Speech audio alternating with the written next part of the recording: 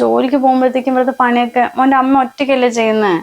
അച്ഛമ്മ എന്തെങ്കിലും സഹായിക്കാൻ വേണ്ടി ചെയ്താ മോനെ. അതിപ്പോ ഇങ്ങനെയാവും വിചാരിച്ചാ.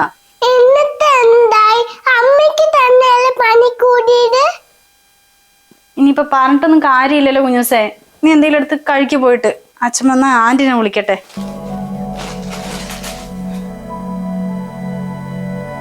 ആ എടി മോളെ, എന്ത് ചെയ്യാ? ഓ, എനിക്ക് വേദനയൊക്കെ ഉണ്ട്. ഇപ്പൊ ഒരാഴ്ച കഴിഞ്ഞിട്ടാ ഹോസ്പിറ്റലിൽ പോണ്ടത്. അത് കഴിഞ്ഞിട്ട് എന്തായാലും അഴിക്കുള്ളൂ. ഇനിയിപ്പൊ ഒരാഴ്ചയൊക്കെ ലീവ് എടുത്ത് അവൾക്ക് ഇരിക്കുക പറഞ്ഞാലേ ബുദ്ധിമുട്ട് തന്നെയല്ലേ. ഇപ്പൊ 4 ദിവസം വിഷുവിന്റെ ലീവ് കിട്ടിയപ്പോ അതങ്ങോട്ട് പോയി. നീ ഒരു കാര്യം ചെയ്യ്, പിള്ളേർക്ക് എന്തായാലും വെക്കേഷൻ അല്ലേ, ഒന്ന് വന്ന് ഇരിക്കിവിടെ. ഓ, എന്ത് വെക്കേഷൻ ക്ലാസ്? അതൊക്കെ ഇപ്പൊ പോണെന്നുണ്ടാ? ഒന്ന് വന്നോടേ. പെണ്ണിന് ഏത് നേരവും തിരക്കന്നെ. സ്വന്തം അമ്മ വീണ്ടൊന്ന് നോക്കാൻ പോലും വരെ അവൾക്ക് സമയമില്ല. അമ്മ കുളിച്ചു കഴിഞ്ഞിട്ടുള്ള ഭക്ഷണം കഴിക്കണ അതോ ഇപ്പൊ എടുക്കട്ടെ? കുളിക്കൊന്നും വേണ്ട മോളെ, നീ ഭക്ഷണം എടുത്ത് വെച്ചോ. എന്തായാലും 2 ദിവസം ആകുമ്പോ കുളിച്ചാൽ മതി. ഇനിയിപ്പൊ എന്നെ വാഷ്റൂമിലേക്ക് കയറ്റി കുളിപ്പിച്ച് തുണിയൊക്കെ അലക്കുമ്പോഴേക്കും നിനക്കത് പണിയാകും. അല്ല, അമ്മയ്ക്ക് അങ്ങനെ കുളിക്കാതിരിക്കണത് ഇഷ്ടമല്ലല്ലോ, അതാ ഞാൻ ചോദിച്ചത്. എന്നാ പിന്നെ ഭക്ഷണം എടുക്കാം അല്ലേ?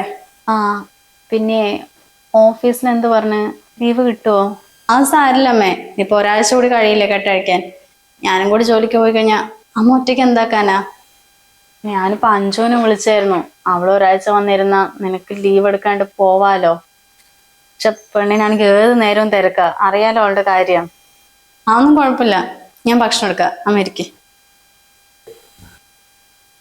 അതിന് സഹായിക്കാൻ വേണ്ടി ചെയ്തിട്ട് അവൾക്ക് തന്നെ ഇരട്ടി പണിയായല്ലോ. വരുന്ന സമയത്ത് ഒന്നും വേണ്ട പറഞ്ഞില്ല ഏട്ടാ. പിന്നെന്തിനാ പൈസ ചെലവാക്കാനായിട്ട് ഇത്രയും ടോയ്സ് ഒക്കെ വാങ്ങിട്ട് വന്നത്? അത് സാരല്ലടോ, നിങ്ങൾക്കൊക്കെ വേണ്ടല്ലേ ഞാൻ അവിടെ കിടന്ന് കഷ്ടപ്പെടുന്നത്. അതൊക്കെ ഒരു സന്തോഷമല്ലേ. ഒരു 2 പവന്റെ ചെയിൻ വാങ്ങിച്ചിട്ടുണ്ട്. എന്തിനായിട്ട് അതൊക്കെ? പൈസ ഇല്ലാത്തവിടെ? എടപ്പോ 6 വർഷം ഞാൻ ദുബായിൽ കിടന്ന് കഷ്ടപ്പെടുന്നു. ഇതുവരെയായിട്ട് 1 രൂപ പോലും എന്റെ ബാങ്കിലില്ല. ഇത്രയും വർഷത്തിനിടയ്ക്ക് ആ കൂടി എനിക്കിത് മാത്രം എടുക്കാൻ പറ്റി. തന്റെ എത്ര സ്വർണ്ണം ഞാൻ ഇവിടേക്ക് വേണ്ടി എടുത്തോളൂ. വെച്ചോ.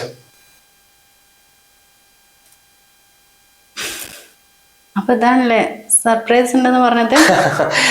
ഇതല്ലടാ സർപ്രൈസ്. ഞാൻ അവിടെ നിന്ന് പറയണമെന്നുണ്ടായിരുന്നു, പക്ഷെ നേരിട്ട് എന്ന് പറയുമ്പോ അതൊരു ഇതല്ലേ.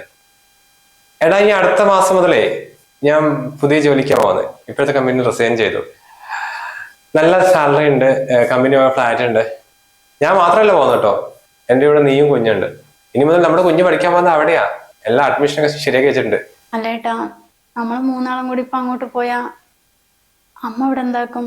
ഒറ്റയ്ക്കാവില്ലേ? അമ്മയെ ഞാൻ അങ്ങോട്ട് കൊണ്ടുപോകാൻ വിചാരിച്ചതാ. ഫ്ലാറ്റ് അത്രയും സൗകര്യം ഉണ്ട്.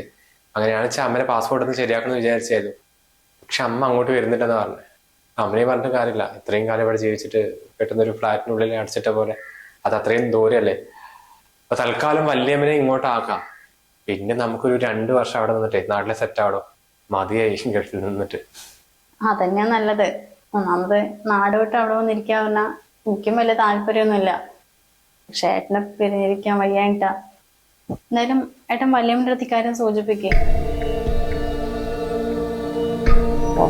ഇതായിരുന്നല്ലേ പെട്ടെന്നുള്ള വരവിന്റെ ഉദ്ദേശം. ഞാൻ ഒരു 2 ലക്ഷം രൂപ കടം ചോദിച്ചപ്പോ അവളുടെ അടുത്ത് പൈസ ഇല്ല. അവൾക്ക് 2 പവന്റെ ചെയിൻ കൊണ്ടുവരണം, ദുബായി കൊണ്ടുപോകണം, ചെക്കനെ പഠിപ്പിക്കാൻ പറയണം. അങ്ങനെ നിങ്ങൾ 2 കൂടി അവിടെ പോയിട്ട് സൂചിക്കണ്ട.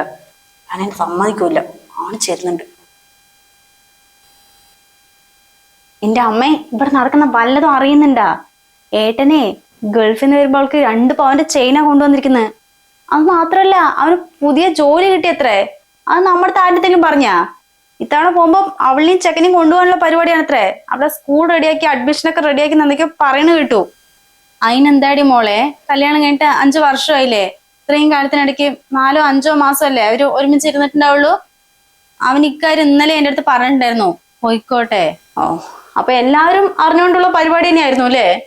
എന്താമ്മ എന്റെ അടുത്ത് ഒരു വാക്ക് പറയാത്തത്? കല്യാണം കഴിയപ്പോ ഞാൻ അന്യായില്ലേ? എന്റെ അടുത്ത് ആർക്കും ഒരു സ്നേഹമില്ല. ഇപ്പോ സ്നേഹമില്ലാത്ത ആർക്കാടി? എനിക്കതാ നിനക്കാ?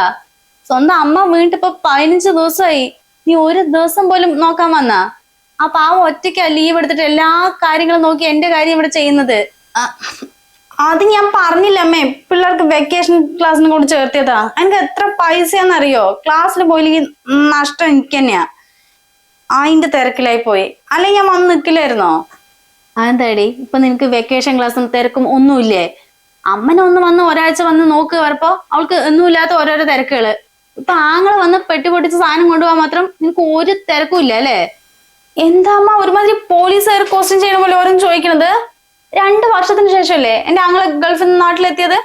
അപ്പൊ അവനെ കണ്ടിട്ട് ഞാനിങ്ങനെ അവിടെ ഇരിക്കുക. അതാ രാത്രിക്ക് രാത്രി തന്നെ വന്നത്, അല്ലാണ്ട് ഇവിടുത്തെ പെട്ടി പൊടിച്ചിട്ട് സാധനങ്ങൾ കൊണ്ടുപോകുന്നല്ല. ഓ മതിയടി മോളെ, നിന്നെ ഞാൻ ഇന്നും ഒന്നിനെയും കാണാൻ തുടങ്ങിയൊന്നല്ലല്ലോ. ഞാൻ അധികം പറഞ്ഞ് വെളുപ്പിക്കാൻ നിൽക്കണ്ട. എന്തായാലും വന്നതല്ലേ, ഒരാഴ്ച കഴിഞ്ഞിട്ട് പോയാൽ മതി. അവൾ ഇത്രയും കാലം അവളുടെ വീട്ടിൽ പോയിട്ടില്ല, കുറച്ച് ദിവസം നിന്നിട്ട് വരട്ടെ. ഇനി എന്തായാലും ഇപ്പൊ അവന് 1 മാസമൊക്കെ അല്ലേ ലീവ് ഉള്ളൂ. ആ ഒരാഴ്ചയല്ലേ, അത് ഞാൻ നോക്കിക്കോളാം, അത് വിട്. അല്ല അവൾ അത് കഴിഞ്ഞ് ഗൾഫിൽ പോയില്ലേ, അപ്പൊ അമ്മ എന്ത് ചെയ്യും? ഒറ്റയ്ക്ക് ഇരിക്കാനാ? അവര് കല്യാണം കഴിച്ചതേ ഒരുമിച്ചിരിക്കാൻ വേണ്ടിട്ടാ, അല്ലാണ്ട് അമ്മായിമ്മനെ നോക്കിട്ട് വേറെ വേറെ സ്ഥലത്ത് ഇരിക്കാനല്ല. നിന്റെ ഭർത്താവിന് കുവൈറ്റില് ജോലി കിട്ടിയതാണല്ലോ, എന്നിട്ട് നീ എന്താ വിടാതിരുന്ന്? അവന്റെ കൂടെ ഒരുമിച്ചിരിക്കണം മട്ട് തന്നെയല്ലേ? അതേപോലെ തന്നെയാണ് എല്ലാ പെൺകുട്ടികൾക്കും സ്വന്തം ഭർത്താവിന്റെ കൂടെ ഇരിക്കാൻ തന്നെ എല്ലാവരുടെയും ആഗ്രഹം. ഓ കുറെ നേരമല്ലോ അമ്മ ഈ മരുമകളെ പറ്റി പോയി പറയാൻ തുടങ്ങിയിട്ട്. അല്ലെങ്കിൽ ഈ അമ്മായിമ്മമാരെ നോക്കേണ്ടതേ മരുമകളുടെ കടമ തന്നെയാ, അതിനിങ്ങനെ പറയൊന്നും വേണ്ട. അതവിടുത്തെ നിയമമാ. എടി മോളെ, ഞാനും അച്ഛനും കഷ്ടപ്പെട്ടിട്ടാടി നിന്നെയും നിന്റെ ഏട്ടനെയും പഠിപ്പിച്ച് വളർത്തി വലുതാക്കി ഇത്രത്തോളം എത്തിച്ചത്. അല്ലാണ്ട് ഞാൻ അവളുടെ വീട്ടിലേക്കാണ് ചെലവിന് കൊടുത്തത്. അപ്പൊ അമ്മയ്ക്ക് എന്തെങ്കിലും പറ്റുമ്പോ ആരാടി നോക്കേണ്ടത്? മകളാ അതോ മരുമകളാ? നിന്റെ അമ്മായിമ്മ 4 മാസം മുമ്പ് കൈയൊടിഞ്ഞ് കിടന്നപ്പോഴേ എനിക്കൊന്നും നോക്കേണ്ട കടമയില്ല. അവർക്ക് 2 പെമ്മക്കളല്ലേ, ആ പെണ്ണുങ്ങൾ വന്ന് നോയിക്കോട്ടെ പറഞ്ഞിട്ട് രാത്രിക്ക് രാത്രി പെട്ടിയെടുത്ത് വന്നവളല്ലേടി നീയെ. എന്നിട്ട് ഇവിടത്തെ മാത്രം എത്തുമ്പോ എന്താ നിനക്ക് വേറൊരു നിയമം? ഇവിടുത്തെ മിക്കവാറും ചെക്കന്മാരെ ഗൾഫിൽ തന്നെയല്ലേ.